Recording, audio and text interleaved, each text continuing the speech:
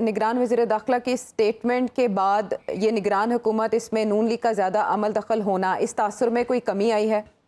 नहीं, ये कोशिश तो हो सकती है, पर मुझे नहीं लगता कोई कमी आएगी, इसलिए कि जो शख्सियात इस वक्त काबीना के अंदर मौजूद हैं वो नून लीग के कितने करीब हैं ये सबको मालूम है। दूसरी बात यह है कि जो निगरान वज़ीर दाखिला है उन्होंने एक आम बात, इस तरह आम सी बात की कि आइन और कानून के मुताबिक वो एक अगर कॉन्विक्ट है, उनसे पूछा गया, उनसे ये क्वेश्चन किया गया कि वो एक सजा याफ्ता मुजरिम है, तो फिर उनके हवाले से कानून क्या रास्ता इख्तियार करेगा। अब क्या वो ये तो नहीं कह सकते कि हम आइन और कानून मुअत्तल कर देंगे। जिस तरीके से अब नून लीग की क़यादत कह रही है कि वज़ीर दाखिला कौन होते हैं, वो कौन फैसला करेंगे, अवाम फैसला करेगी। भाई अवाम की अदालत ने तो नहीं उनको सजा दी थी ना, मुल्क की जो अदालत है उसने उनको सजा दी थी। अवाम की अदालत तो वो है जिस दिन इलेक्शंस होने उस दिन लगनी है, और उस अदालत से तो आप मसलसल भाग रहे हैं, 2 सूबों से भाग रहे हैं, और आपको पता है कि उस अदालत से जो सजा मिलेगी वो बड़े अरसे तक फिर याद रखी जाएगी। तो मेरे ख्याल में जो इस वक्त पोजीशन है पाकिस्तान की सियासत के अंदर, नवाज शरीफ साहब के लिए कोई खतरा नहीं है। नवाज शरीफ की इंश्योरेंस पॉलिसी, ये मैं बड़ी जिम्मेदारी से कह रहा हूँ, अच्छा। नवाज शरीफ साहब की इंश्योरेंस पॉलिसी पाकिस्तान तहरीके इंसाफ का बयानिया है। जिस तरह मैं आपको 3.5 साल बताता रहा कि की मकबूलियत की इंश्योरेंस पॉलिसी पीडीएम और इत्तेहादी जमातें, जब तक ये चेहरे अवाम के सामने रहेंगे इमरान खान की मकबूलियत कभी भी कम नहीं हो सकती। दूसरी तरफ जब तक इमरान खान मौजूद है कि कोई और चॉइस ही नहीं है, नवाज शरीफ जो मर्जी कहते रहें, उन्हीं के साथ अच्छा सलूक होगा, उन्हीं को सपोर्ट मिलेगी, और वही आपके इस वक्त फेवरेट कैंडिडेट हैं। इसलिए कि जिस नहज पे ले गए हैं बयानिया, अगर वो वहां से अब वापस आते हैं तो उनका अपना वोटर सपोर्टर उनको छोड़ जाएगा। अनलाइक मियाँ साहब की ये खुशकिस्मती है कि एक दिन वो एहतसाब की बात करते हैं, दूसरे दिन वो कोई और बात करते हैं, पर उनका वोटर सपोर्टर फिर भी उनके साथ उसी तरह खड़ा। लेकिन मीनवाइल ये जो इतना डैमेज हुआ था 2017-18 के बाद, वोट को इज्जत दो का नारा लगा के, और फिर गुजरांवाला जलसे के बाद, तब से लेकर अब तक जो नून लीग ने हिकमत अमली इख्तियार की थी अतर, वो कॉन्फिडेंस बिल्डिंग मेजर्स थे। अब एकदम से एक ऐसी स्टेटमेंट आना नवाज शरीफ साहब की जानिब से, ये काम खराब नहीं कर रहा? आप कह रहे हैं पीटीआई का बयानिया उनकी इंश्योरेंस पॉलिसी है, तो इस तरह की स्टेटमेंट देके उन्होंने क्या किया? देखिए, इन्होंने कोई एंटी इस्टेब्लिशमेंट बयानिया तो नहीं लिया। इस्टेब्लिशमेंट तो जो मौजूदा इस्टेब्लिशमेंट है उनके साथ तो इनके ताल्लुकात बिल्कुल ठीक है।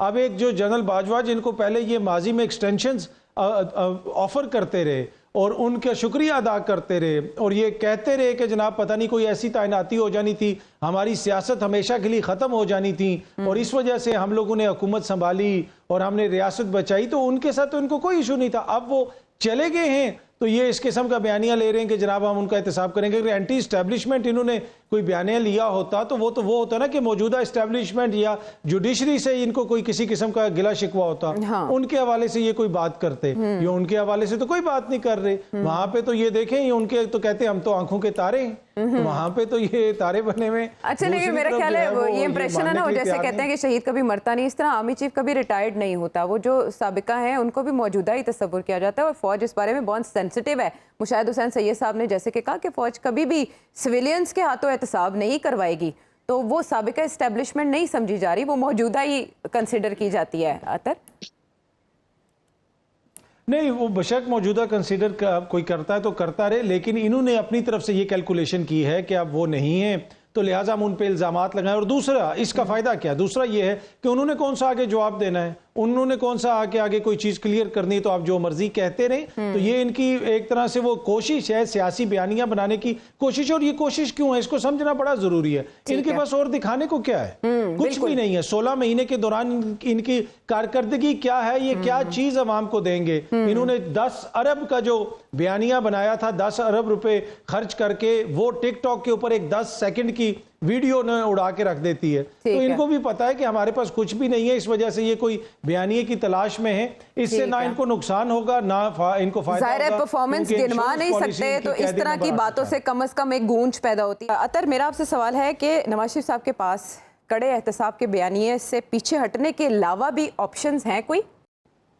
मेरा नहीं क्या, इसलिए कि एहतसाब तो वो कर नहीं सकते, वो ये बयानियाँ तो बनाने की कोशिश करेंगे। इसके अलावा उनके पास और क्या चीज़ है, कोई अगर कोई और चीज़ दिखाने के लिए नहीं है तो किसी न किसी चीज़ के ऊपर उन्होंने बयानियाँ बनाना है। जहाँ तक निगरान हुकूमत का ताल्लुक है, अगर उसमें भी आके अगर वो कोई गिला शिकवा कर रहे हैं या उससे पहले जो पिछली हुकूमत थी उसमें उसके हवाले से कोई वो गिला शिकवा करते हैं, तो ये दोनों हुकूमतें तो इनकी अपनी हुकूमतें।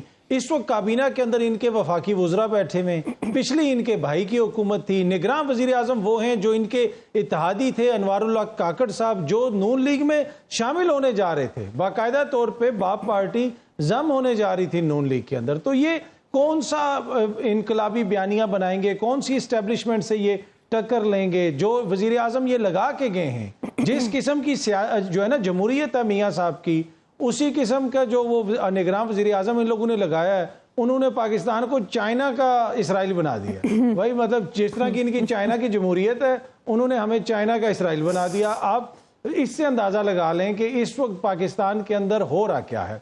ये सारी चीज़ें इसी तरह चलती रहेंगी, मियाँ साहब इसी तरह बयानियाँ बनाते रहेंगे और इसी किस्म की बातें करते रहेंगे। लेकिन जो मैंने पहले पिछले सेगमेंट में बात की थी, मियाँ साहब को इस वक्त एडवांटेज हासिल है, कोई और ऑप्शन नहीं है। अगर कोई ये कहता है कि तहरीक इंसाफ के साथ इस वक्त सुलह हो जाएगी, नहीं हो सकती। तहरीक इंसाफ चीज़ों को बहुत आगे ले गई है। मोहम्मद अली दुरानी साहब क्या कर रहे हैं फिर कोशिशें? वो खाम खा जो है वो वही कर रहे हैं जो अनवारुल्लाह काकड़ साहब कर रहे हैं इस वक्त मुल्क के अंदर। जितने वो मुल्क चला रहे हैं, दुरानी साहब भी उतना ही डायलॉग चला रहे हैं। दुरानी साहब का मेरा नहीं ख्याल कि उस डायलॉग के नतीजे में कोई भी उसका कोई फ्रूटफुल निकलेगा नतीजा, इसलिए कि जिन्होंने डायलॉग करना है तो वो तो देखें, जिनकी खान साहब किधर हैं, जेल में हैं, उधर तक क्या दुरानी साहब की रसाई है? मियाँ साहब लंदन में हैं और उधर तक किसकी रसाई है? सारी बातें जिस तरीके से तय हो रही हैं, तो दुरानी साहब का मैं किरदार को इतना इंपॉर्टेंट नहीं समझता। हाँ, उनकी नीयत अच्छी हो सकती है, उनका खलूस हो सकता है, वो चाहते हैं ये कि पाकिस्तान के हालात बेहतर हों, कशीदगी कम हो, लेकिन ये मुझे होती हुई नजर नहीं आ रही है इस वक्त। ये बाकायदा तौर पर एक फैसला है सियासी जमातों का कि हमने सिस्टम से आउट करना है। सिस्टम के लिए खतरा बन गया है, ये सिस्टम के होते हुए नहीं चल सकता। अभी तक ये कॉन्सेंसस है, जिस तरह का एक इत्तेफाक है सियासी जमातों के अंदर, ये सब लोग उसको खतरा समझते हैं। एक दूसरे के खिलाफ ये जितनी मर्जी बातें करते हैं, इनको पता है कि मुश्तरका जो हमारा खतरा है, या हमें जिस चीज से खतरा है, जब तक वो सामने है, ये लोग कभी भी जो है ना उस नहज पे चीजों को नहीं लेके जाएंगे जहां पे ये किसी और के साथ लड़ाई शुरू करें।